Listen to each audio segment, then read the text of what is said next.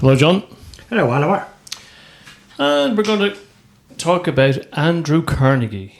So, Andrew Carnegie, sometimes when you see in small towns, like I was in Kinmare a few days ago, there was a Carnegie Theatre, which used to be a Carnegie Library. Yes.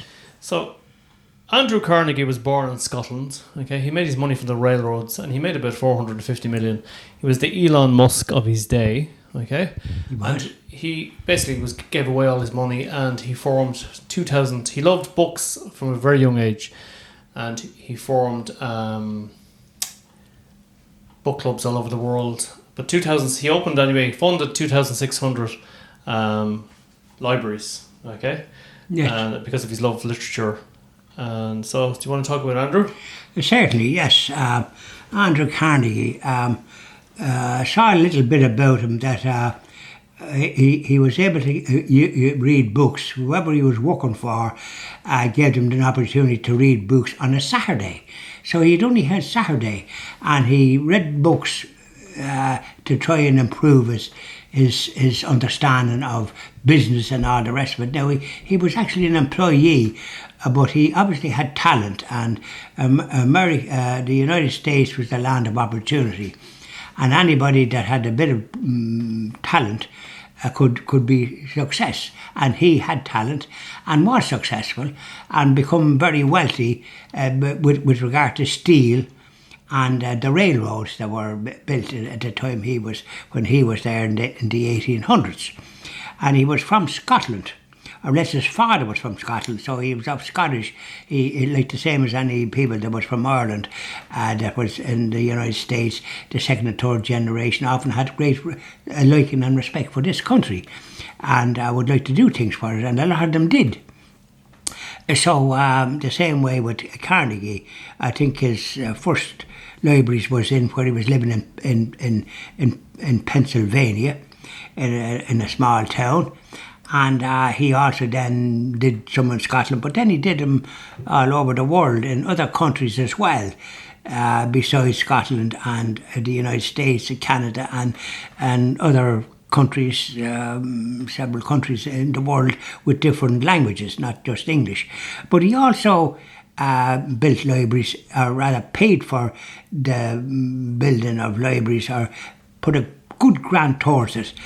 When people had to make representations to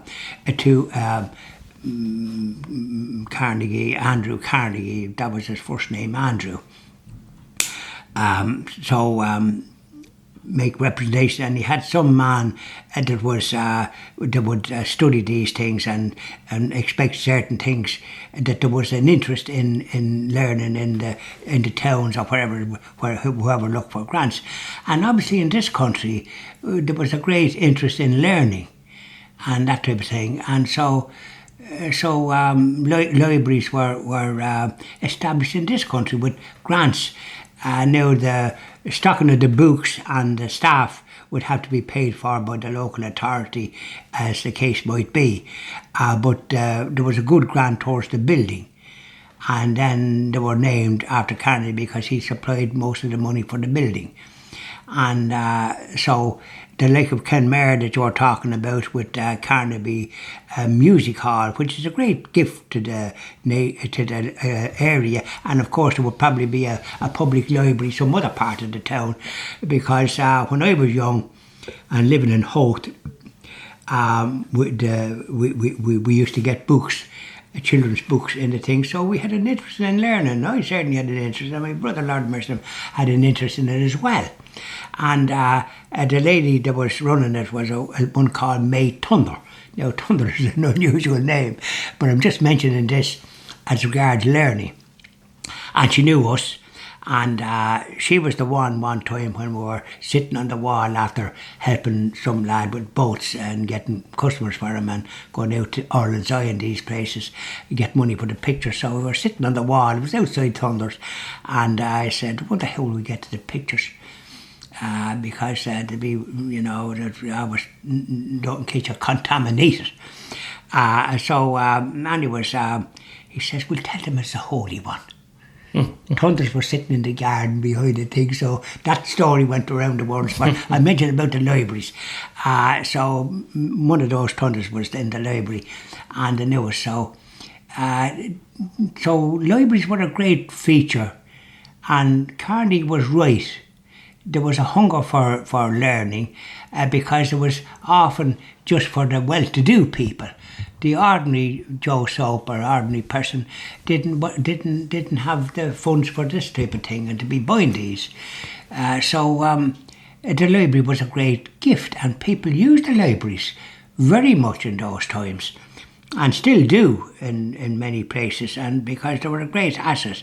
And books, it's far better to read books and learn from books than anything else.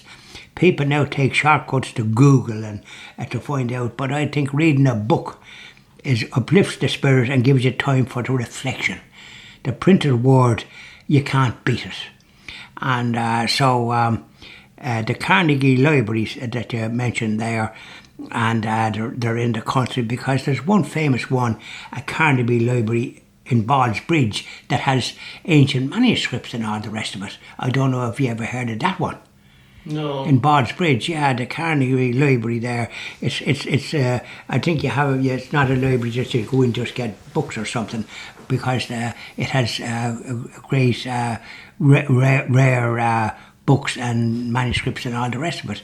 I must pay it a visit just to be up to date, because these are things that I haven't kind of done in recent years. Yeah, the thing about Andrew Carnegie is, he was the Elon Musk of his day in some sense, because Elon Musk, of course, is trying to provide internet to the whole world. I mean, that's his project now at the moment over in Ukraine and various places. Well, he's taken over Twitter, but he found like that they had an agenda and they were suppressing information that the public was entitled to know. They were political, yeah. But the thing, but if you look at Carnegie was doing it in a different way. He was educate. So the internet can be used for education, but Carnegie was using it right up to his death to give create all these 2,600 libraries to educate people with books. You see, well, I think that was the best thing that anybody could ever do. Absolutely, and of course, the good thing about it was he died in 1919. But the great thing about it is that we're still talking about him today. Correct. You know, and that we do pass Carnegie libraries in these small towns. There's one down in Kerry, I remember, in Listowel. They're in Kenmare. They're all these small little towns. So that's a great credit to Kerry. But they're in other parts, because I've come across them and I know about them, which you wouldn't know in the normal course of events. So his name lives on, and he was regarded as a great benefactor to citizens around the world in the English-speaking area, and in some other countries that were not. There's various countries that he established libraries in as well. It wasn't just all English-speaking. But it's marvellous to think that Ireland benefited from his generosity, and I think there's a picture of him in one of the emails or whatever it is that the news about it, where he was opening a library in Waterford himself. Oh wow! Dale Carnegie, come across that. And the thing about it is, a lot of people don't know as well that it was actually Carnegie. Carnegie was interested in cartoons, and particularly cartoons that could educate children. Okay, correct. And he funded the television workshop, which is what you see in at the beginning of Sesame Street. So he actually funded Sesame Street and got that going. A lot of people don't know that. That was very popular, that program. Yeah, great for children. He had a love for church organs, like myself. Okay, I'm big into keyboards, pianos, and organs. Secret music, obviously. Probably the Gregorian chant.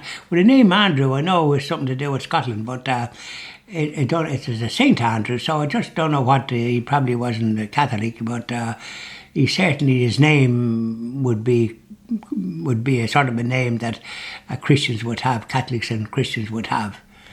Yeah, and he was very, very fond of his mummy. Okay, well, that's a very good sign too. That's a good sign, and he didn't know his real age for 73 years. Imagine that. Well, there's other ones like that too, that for some reason or other their age was not determined. Sometimes they made a mistake and they weren't either was it christened or baptized or something. There was some little mishap, and so their age was not. They just had to take a stab at it. And of course, there's a lot of people who don't want to know their age. Very good. Yeah. Well, as I say, he did great work.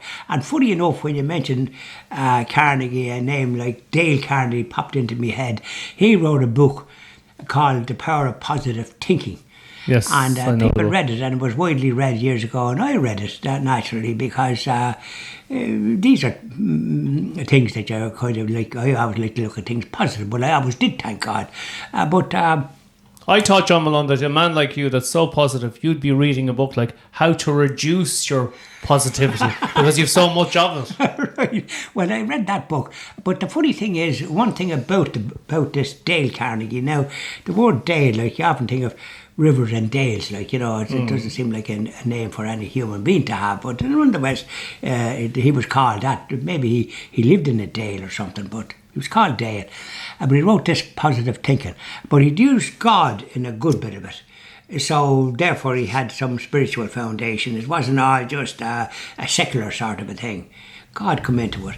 Don't forget, in the United States, God formed part of they have a constitution. Mm-hmm. And something about God is in it. So the business of that they're pursuing abortion and all this type of thing in America, just digressing there, it's against the Constitution. Yeah.